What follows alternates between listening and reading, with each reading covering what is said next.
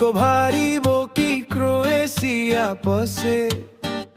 सोचे जस्तो केही नि भइन 11 महिना बसे झल्को आउँछ म्यारिज अड्डाको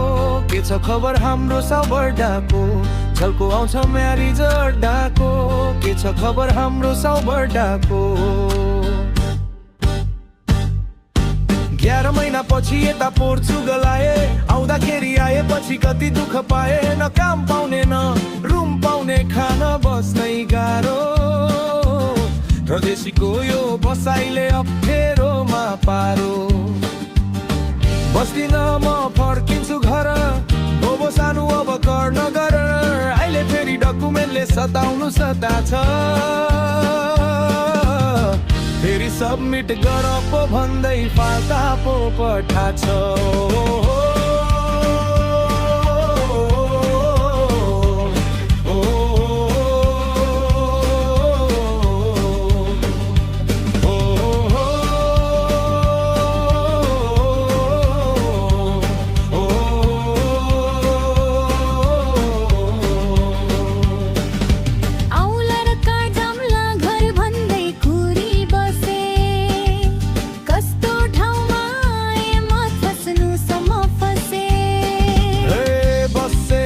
पोर्चुगल सरर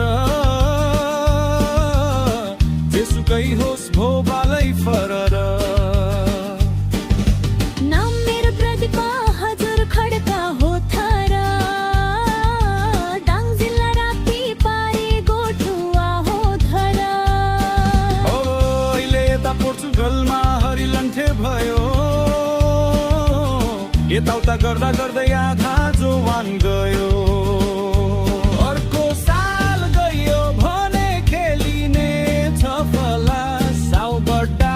पैसा सबै पार्ने मन छ कला